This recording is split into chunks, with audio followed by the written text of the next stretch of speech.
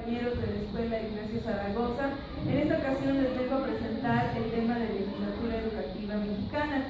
En primer lugar, les agradezco mucho por su asistencia, porque se hayan tomado este tiempo extra para escuchar mi exposición. Esta es una tarea que me dejaron en la maestría, porque yo estoy cursando una maestría en la UDLA, y es un tema bastante importante porque, aparte de ser una tarea, es necesario que todos conozcamos la legislación, las leyes que nos rigen, pues como docentes, como personal de SEP, tenemos que estar sujetos a ella y debemos de respetarla para saber cómo actuar. Los contenidos están divididos en tres apartados. El primer apartado es la legislatura educativa en Latinoamérica. En él explico cómo han venido sucediendo también reformas en otros países, no nada más exclusiva de aquí de México. En el segundo apartado veremos la legislación educativa mexicana, es todo lo concerniente a las leyes de nuestro país. Y en el tercer apartado veremos la escuela primaria y sus bases legales. Entonces ahí son los fundamentos de las normas jurídicas y casos específicos de las escuelas, cómo se han aplicado estas leyes. Ahora, ¿de dónde proviene todo esto? El derecho a la educación es un derecho universal, es un derecho humano, es de los principales, porque si no somos personas educadas, si no tenemos la educación suficiente, pues tampoco podemos exigir los demás derechos, como la libertad de expresión, de pensamiento, pues ni siquiera sabemos que los poseemos. Por eso es uno de los principales y de él dependen los demás. Este derecho a la educación lo promueven fundamentalmente la ONU y la UNESCO. De la ONU y la UNESCO, de sus acuerdos, de sus tratados con todos los países, ya se desprenden los artículos constitucionales en cada país, depende de su situación y de su tamaño. En América Latina tenemos varias características de la educación en las que nos parecemos todos los países de aquí de América, que son la administración descentralizada apuntando a la gestión y a los currículos con fines de calidad educativa, los proyectos emanados de las escuelas y responsabilizar a los establecimientos educativos, también las reformas que ya les mencioné antes, la atención a la población desfavorecida y la introducción de principios empresariales en la gestión del sistema educativo. Los principios empresariales son principalmente los de calidad, como el ISO 9001, que son los que se trabajan en las empresas. Ahora, aquí les presento un mapa para que más o menos nos contextualicemos sobre las reformas que han tenido otros países. Les presento algunos ejemplos como Argentina, Chile, Perú, Salvador, Nicaragua. Vamos a leer algunos nada más por mencionarlos. Por ejemplo, en Perú dice: la ley recolectó e hizo caso a las opiniones de los ciudadanos, pero no tuvo el apoyo del magisterio. Eso fue muy similar a lo que sucedió aquí en nuestro país, pues recordarán que en 2012 fueron los foros de consulta ciudadana, donde se involucró a todos los actores educativos para que dieran su opinión respecto a la educación, y con base en esto se hicieron algunas reformas.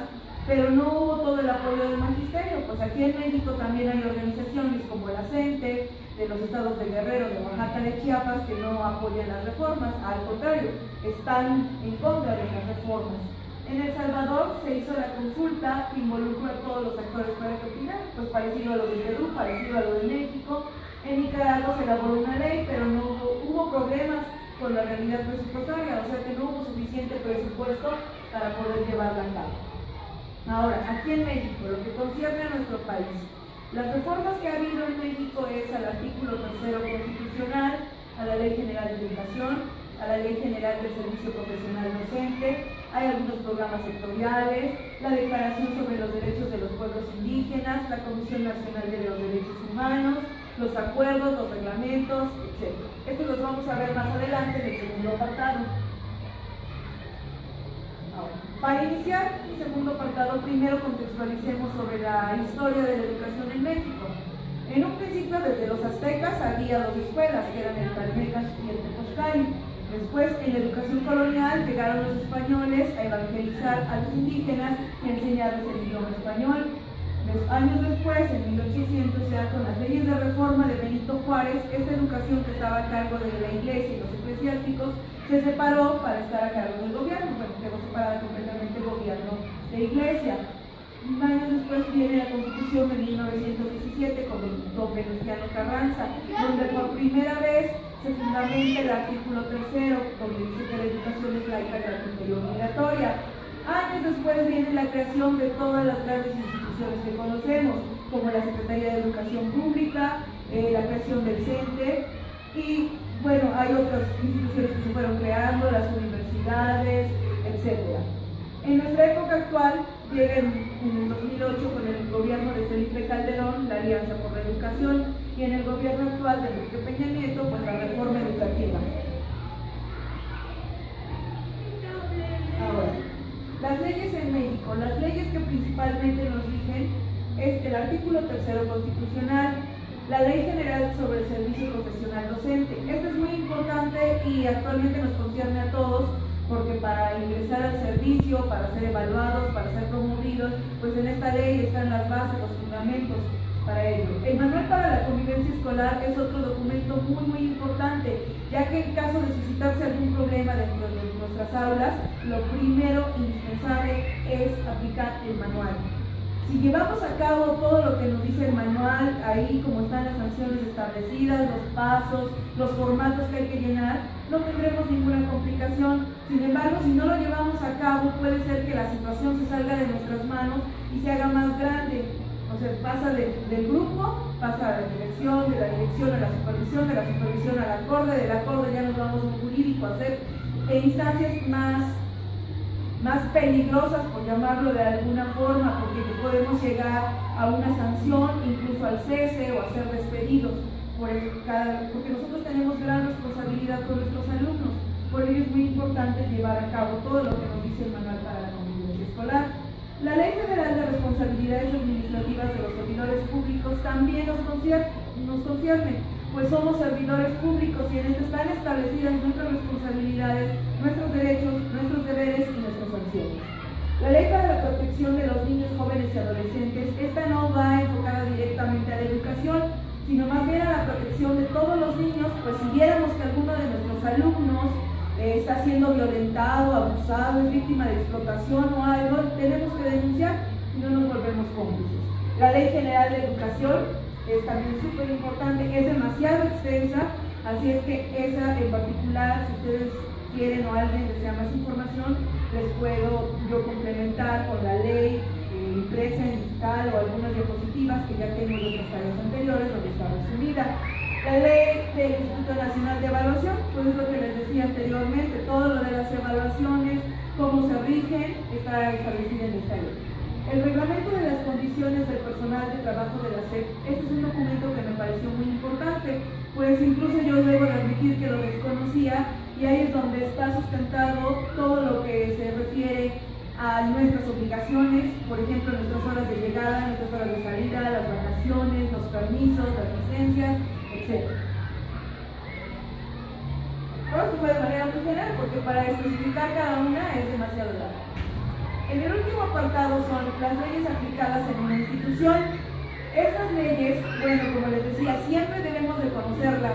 Si bien no somos abogados y tampoco nos las vamos a saber al derecho y al revés, sí debemos de tener una noción de ellas para siempre estar actuando dentro de la norma, porque luego por actuar de buena fe o lo que nos parece a nosotros que es lo más conveniente, podemos meternos en problemas más grandes.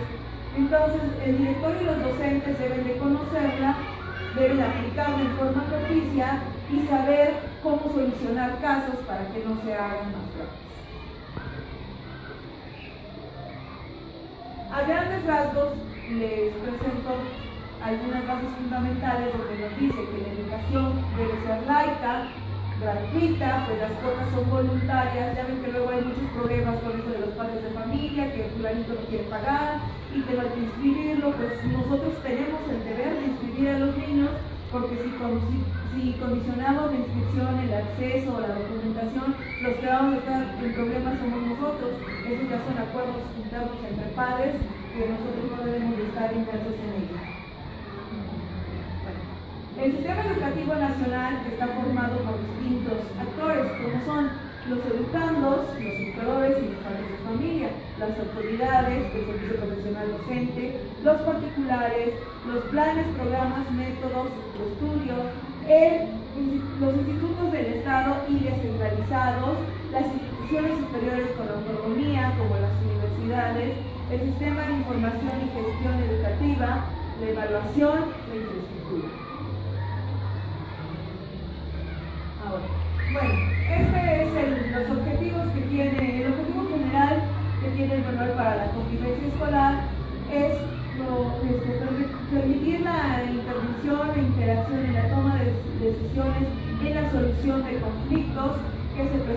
la comunidad educativa. Como les decía, para resolverlo dentro de lo posible aquí en la escuela sin tener que salir a otras instancias donde se agrave el problema. Los niveles educativos, pues conocidos por todos, son el nivel superior, donde están las licenciaturas, las especialidades, los doctorados, la normal también, el medio superior, que son los bachilleratos o sus equivalentes, el básico, que es el preescolar, la primaria y la secundaria, y otros tipos de educación, como es la educación inicial, la educación especial y la educación para los adultos.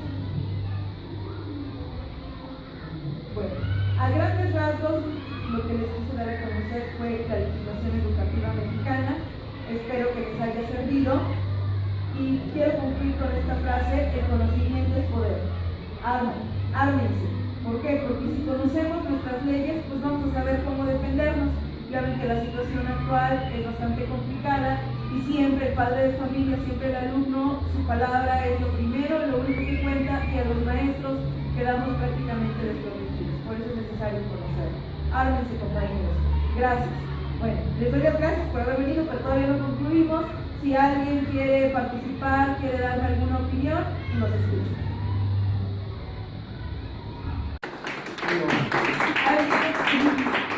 ¿Tiene alguna duda, comentario, algo que quiera decir?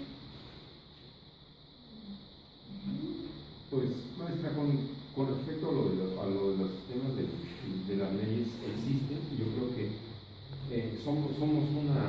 tomamos lo de muchos países también nosotros, porque es conocido, por ejemplo, de que tomábamos también el tipo de educación que manejaban en Chile. En Chile, por ejemplo, ahí se hacían denominar pingüinos, o sea que todos tenemos que ir a la par, el uno del otro en el conocimiento. Es lo que tengo yo entendido. Y respecto a los reglamentos, sí es cierto, ahorita cada servidor público ya tiene su reglamento interno a raíz de todas las reformas que se han venido suscitando. Y igualmente los trabajadores de SEP tienen uno, nosotros tenemos el otro, y también los empleados de confianza también tienen el suyo. O sea, son varios tipos de reglamentos que al final de cuentas todos somos trabajadores del gobierno, o sea, todos somos parte de él. Sí, y pues con respecto también a la educación, lamentablemente muchos desconocemos hacia fondo lo que es en realidad lo que nos compete en muchas ocasiones. ¿Por qué? Porque, pues, como usted lo dice, desconocemos a lo mejor el manual de convivencia, hasta dónde nos compete a nosotros la responsabilidad, y hasta dónde el director, y hasta dónde el maestro, hasta dónde el supervisor.